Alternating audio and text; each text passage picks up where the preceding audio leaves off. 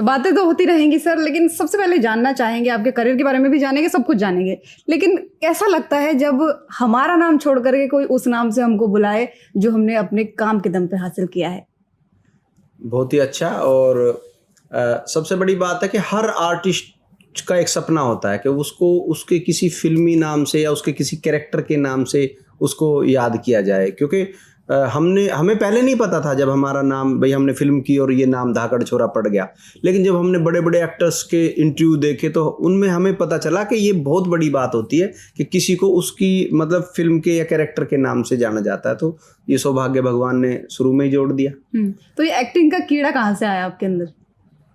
ये तो मतलब पता नहीं, शुरू से बचपन से ही टीवी पे फिल्में देखते थे और धर्म जी के हम बहुत बड़े फैन थे। तो वहीं से बस हमेशा ये रहता था कि ऐसा ही बनना है, ऐसा ही बनना है, तो वो रहता था। अच्छा, धर्म जी की बात आपने की, हाँ हमने सुना भी है कि आप बहुत बड़े फैन उनके हैं। तो कभी पहले ऐसे होता था कि घर में ही कोई डायलॉग उनका बोल दिया, किसी के सामने ऐसे ट्रीट कर दिया कि जैसे हम धर्मेंद्र का रोल कर रहे हैं, ऐसा कभी किया घर में? नहीं, घर में तो क्योंकि हमारे यहाँ माहौल ही नहीं था। अगर आप जरा सा भी जिक्र कर दोगे कि फिल्मों में जाना चाहते हैं तो बड़ा इशू बन सकता था, ऐसा माहौल था उस टाइम गाँव में भी पूरे। तो वहाँ जिक्र नहीं कर सकते थे। हाँ, कभी आपस में जो बच्चे हैं तो हम बहाने से फिल्म खेलते थे, तो उसमें कई बार बन जाते थे, भाई ये गुंडा बनेगा, मैं धर्मेंद्र बनूंगा, ये अमिताभ बनेगा, ऐसे मतलब करके फिल्म खेलते थे। और फिर यहाँ से छलांग लगाई, उसके ऊपर से कूदे और मुंह से डिसम किया, वो बचपन में होता था। हाँ जी। तो शुरुआत कैसे हुई सर फिल्मों की?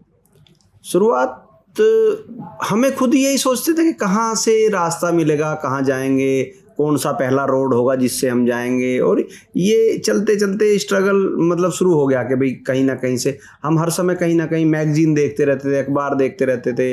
और बॉम्बे का तो पता ही था कि बॉम्बे जाना होता है। तो ये एक इस तरह बहुत लंबा स्ट्रगल हो गया कि भाई और पहुँच गए हम अपने कि हमें रीजनल फिल्में ही करनी चाहिए। और रीजनल एक फिल्म बनाई तो वो फिल्म चली नहीं, तो और ज़्यादा प्रेशर बढ़ गया, क्योंकि इतने लंबे स्ट्रगल के बाद एक फिल्म बनी और वो फिल्म चली नहीं। तो ऐसे मतलब रहा। एक मुंबई भी सर आप गए थे, मुंबई कैसे जाना हुआ? क्या एक्टिंग के चक्कर में ही जाना हुआ या वहाँ जाके क्या हाथ लगा? वहाँ जाके सबसे बड़ा तो एक जानकारियाँ, मेरे ख्याल से तो मुझे जानकारियाँ ही मिली, बाकी तो कुछ नहीं। क्योंकि हम जब चले गए जब हमें पता ही कुछ नहीं था। 10th में ही था मैं, जब 10th के पेपर दिए होंगे, बोर्ड के पेपर होते हैं, उसके बाद फ्री हो जाते हैं 2 महीने की छुट्टियां और ये सब।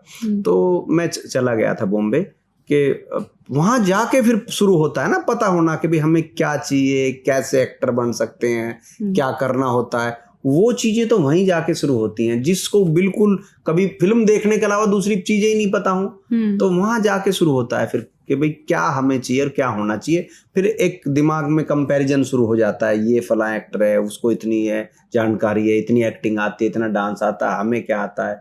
वो दिमाग में कंपैरिजन शुरू हो गया। किसी के यहाँ काम मांगने से ज्यादा मेरे दिमाग में वहां वो सब चलने लगा कि भाई इसको ये आता है, मुझे ये आता है, तो मैं उससे भी नीचे हूँ। तो काउंटिंग जिस चीज की भी करता था तो मुझे ऐसा लगता था मुझे तो ये भी नहीं आता, ये भी नहीं आता, तो मैं किसी से कैसे काम मांग लूंगा। तो वो चीजें दिमाग में चलने लगी। फिर दिमाग में आया कि मुझे पहले कुछ सीखना होगा, तब मैं वापस इधर आया तो और फिर दोबारा से एक शुरुआत की।